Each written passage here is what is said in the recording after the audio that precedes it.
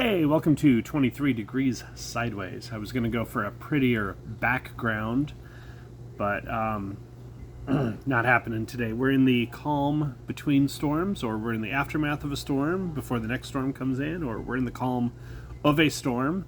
There's a lot going on. If you, my eyes go over here, there's mid-level clouds that are going really fast, really fast.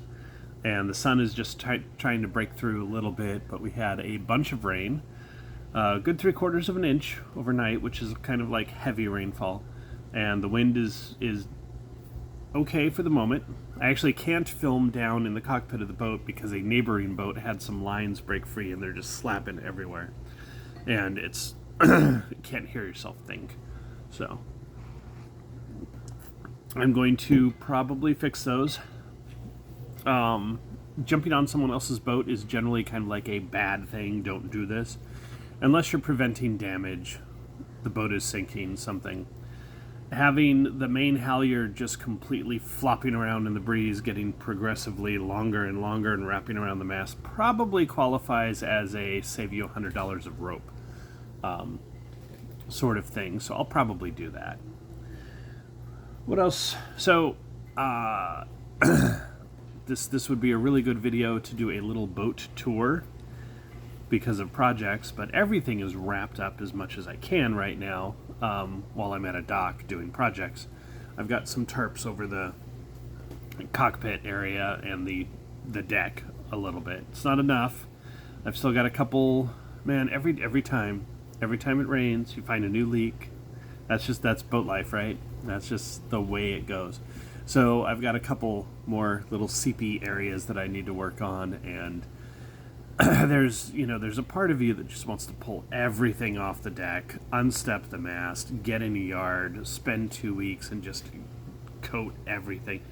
But even that won't prevent every leak forever, so you're going to have to do the maintenance. And of course, I'm not going to go on the hard in a yard and fight the weather for the right temperature times to cure 5200 or whatever, and I'm not going to try to pull the deck off the hull and do new butyl tape. I don't know. Like, you can go down this rabbit hole where you go further and further and further into a project until you end up just building a new boat, and you kind of want to balance that. Where we are at right now, I've got some ports that I need to rebed. That's windows, and that's kind of a big deal. That's definitely a thing that needs to happen. And we've sealed a couple of them, and it's working. There's a couple more, and then there's a leak that I can't find yet, so it's going to end up being a chain plate, almost certainly, just because you can't find it. So we got a seal around that. And you can goop and goop and goop, and eventually something will go through the goop. You have to dismount things and get the goop in between layers. And that is the actual problem right now, because doing that with standing rigging is a little bit complicated.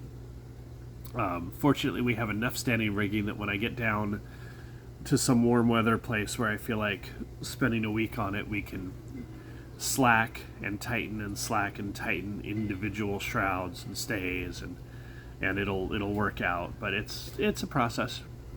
Right now, I'm going to just goop. I've got a lot of goop, and I'm just going to goop. The good thing about some kinds of goop is that they're removable. You don't want to use you really don't want to use silicone on a boat. So that's one of the things that people use to goop, and you shouldn't. It's the one thing to avoid is no silicone. Has to do with fiberglass resins, gel coats, but also silicone doesn't play well with other materials, so sometimes you just need to not do silicone. I would rather scrape off 5200, which is a permanent, stronger than fiberglass adhesive sealant. I'd rather scrape that off than deal with silicone. So we'll see what I do.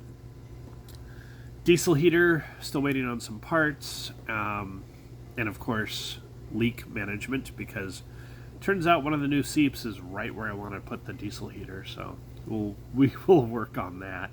I need to add a little bit of shelving. We've got the composting toilet in. It's not a permanent mount, which is good because this is kind of a small boat, and I'm not sure how that would work for me. It's a good model, not a permanent mount. Looks kind of like a box, which is kind of cool actually. And we'll see. It's not the largest one in the world, but then again, do you really want to have to use a 13-gallon trash bag of poop? Like, there's a lot of stuff going on with composting toilets. We know they're not composting. Composting action does happen, aerobic bacteria, but they're not. These aren't designed to actually make fertilizer. They're designed to not stink and be dry enough that you can throw it into a garbage can. But most people don't go for second stage composting, third stage composting, go into a compost pile, debiologicate it, and everything. Like, this isn't... They're dry toilets. And they're dry toilets that make use of aerobic bacteria to help control smells and prevent bug infestations. But they are not full compost cycle toilets. Whatever. We just call it a composting head because that's what the laws and the sheriffs and the little marine police like us to call it, so we call it a composting head. We've got one. It's not a permanent mount. It's not one of the $2,000 ones with cranks and vents and everything, and you don't need all that. So that's good. What else? Now, there's lots of little rigging stuff and lots of sealing stuff and lots of stuff. And I kind of want to show the projects, like electrical. Electrical's a big one. I'm doing some new, like, switches and permanently wiring in some stuff like the fridge. But I'm going to move the fridge because I've got to redo the galley, and this is how it goes. But there's enough stuff done to do a tour, except that everything is kind of covered and wet and windy, so not getting that today. Let me think. What else is going on? Travel plans are whatever. Like, we can leave anytime we want. We have not quite. I have another week before all of the parts that I've ordered have arrived. I would like to have 2 days of just deeper engine work that I want to do to get ready. I have to have the right weather and the right temperatures for that, so we'll get to that. Weird ripping fabric noises. We've got it's a wind. So we're supposed to get gale force winds later today, and potentially hurricane force gusts up north of us. Should not hit us down here in the river that we're in. We're just off of Hampton in a creek, a river. I don't know how they name these things. I would call it a lagoon if I was on the West Coast. That's just what we call it. But so it's got runoff and it's tidal, but it's not really a river. Like, there's no snow melt coming down or anything. So whatever. That's about it for the important stuff. Yay! I get a little bit of sunlight. I'm going to get a couple minutes of sun today. I can see the clouds coming through, and I can see 2-3 layers of clouds moving around. And there's some really dark stuff over there and over there, and it's going to be fun. This is, there's full-on hurricane strength wind warnings north of us. So today is not a good day to just go decide you're going to leave. We're only supposed to hit 35, 37 knot gusts down here, which is a lot, and you don't want to be out on the water in a small boat for that. So that's definitely a thing. That's about it. This is just an update. This is not like super evergreen content or super anything. There's nothing really important to say. I'm not showing you I can't show you the install of the composting toilet because it's just a box sitting on the deck.